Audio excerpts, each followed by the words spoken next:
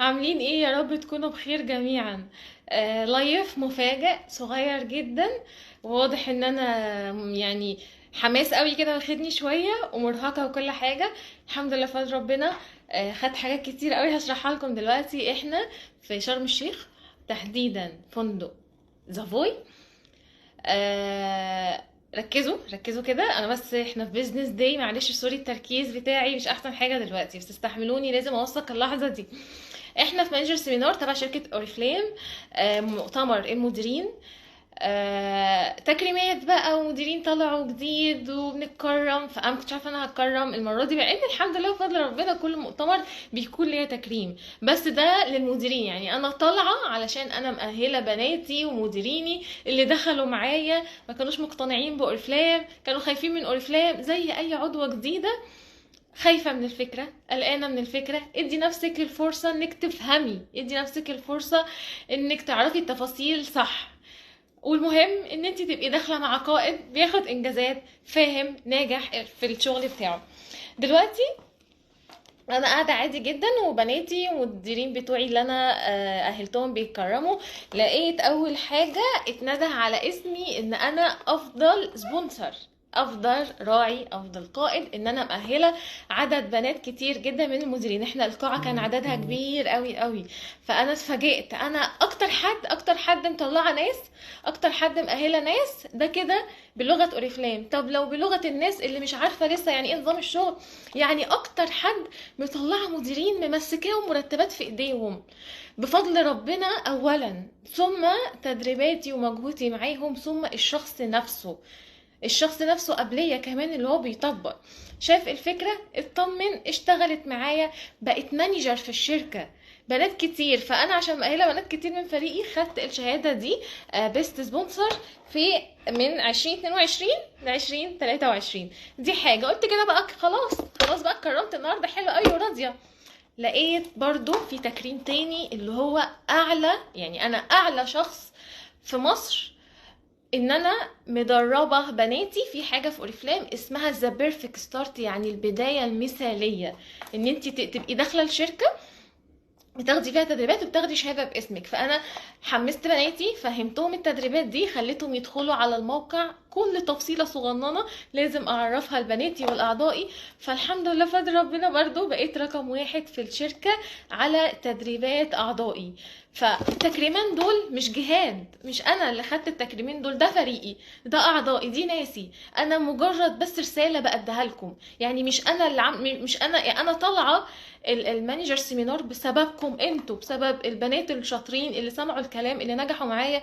والسفر ده رقم 3. احنا اوريفلام جمال، يعني بهتم ببشرتي وبتعامل مع الكوزماتكس نفسها بتاعة الجمال والمنتجات. تاني حاجة المال، يعني بناخد فلوس، ثم المتعة اللي هو السفر. فأنا بقول لكم يا فريقي عظيم، يا بنات يا جميلة، ده بسببكم، الشهادة دي ليكم انتوا اللي طلعتوا، وانا بسبب ان العدد كبير عندي انا خدتها، بسبب ان انتوا التزمتوا، سمعتوا الكلام، ودخلتوا درستوا التدريبات وخدتوا شهادات، ثم بعد انا خدت الشهادة دي.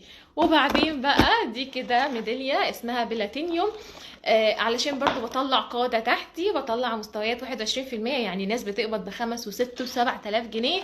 فخدت برضو دي شهادة ميدالية بلاتينيوم.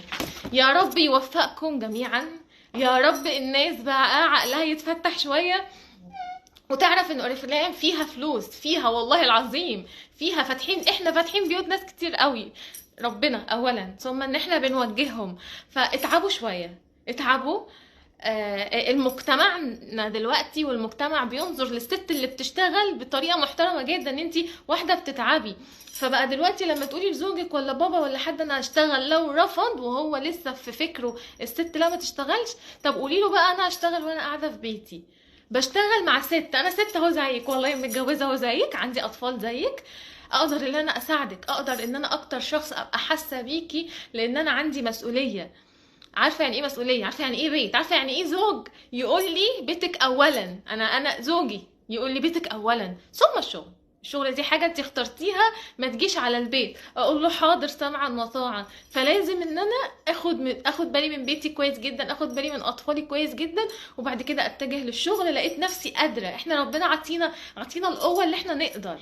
ربنا ليه احنا كستات اللي نقدر نتحمل وجع الحمل ووجع الولادة، فتقدري تتحملي اي حاجة تانية. اقدر اتحمل شوية ضغط عشان اشتغل. الحياة صعبة. الحياة صعبة. كيلو اللحمة وصل ل400 جنيه. مدي ايدك مع جوزك حتى لو بيقبض 20,000 جنيه. الدنيا صعبة جدا. حتى لو انت ماديا مرتاحة، بس في احلام كتير عايزة تحققيها. حققت احلام كتير قوي، لسه بحقق اكتر. تعالوا بقى اوثق لكم اللحظه. انا في فيديو عاملاه مصوره الاوضه قبل طبعا ما افرش هدومي وكده. فاوريفلام يا جماعه يا جماعه، احنا بنسافر بره مصر وجوه مصر. لما انا اقول لكم في شرم الشيخ اكيد مش هتتفاعلوا معايا قوي عشان كنت في دبي وكنت في السويد، بس عشان لو الفيديو ده جه قدام حد يشوفه ان اخدت فلوس من اوريفلام، خدت شيكات من اوريفلام.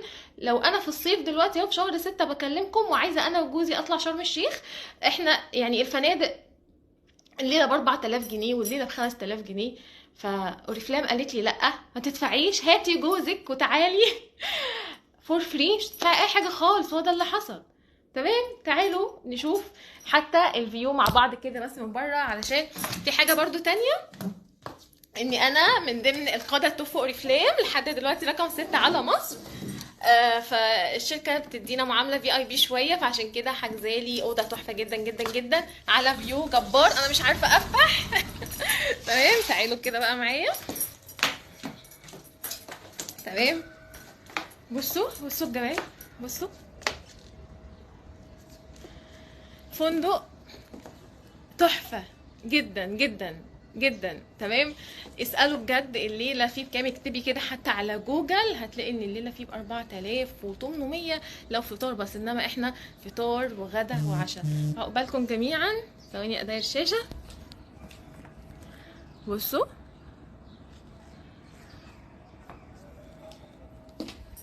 بس كده، مش هطول عليكم. لايف صغير خالص جدا. انا فرحانه قوي، مبسوطه جدا. شايفين اللحظه السعيده اللي انا فيها دي تستاهل التعب، تستاهل ان انتي تجتهدي، تستاهل ان انتي تشتغلي تحت ضغط، تستاهل ان حتى لو في ارتفاع اسعار والدنيا صعبة جدا ما بيننا اشوف بدايل. تستاهل اني لو عندي ظروف في البيت، عشان الناس بس اللي تقول لي اصل انا متضايقه مع جوزي، انا متخانقه مع جوزي، انا ابني تعبان. ابني كان تعبان قبل ما اطلع السفريه ولسه كاشفه فيه عند الدكتور والله العظيم بسبب تغيير الجو، ولكن برضه بشتغل. يا رب يوفقكم جميعا يا رب، وتوصلوا لكل الاحلام اللي انتوا عايزينها. مع السلامه.